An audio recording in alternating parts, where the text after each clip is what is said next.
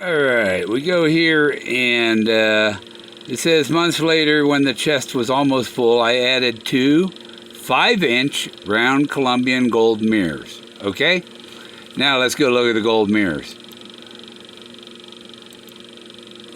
So, well, let's start with this picture. Here are the gold mirrors. The box is 10 by 10 by 10. So the 5-inch mirror, like this is the mirror actually in the box, because you can see it only goes halfway across the box.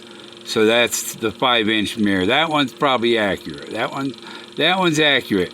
But we go to this picture, and I've made this disc here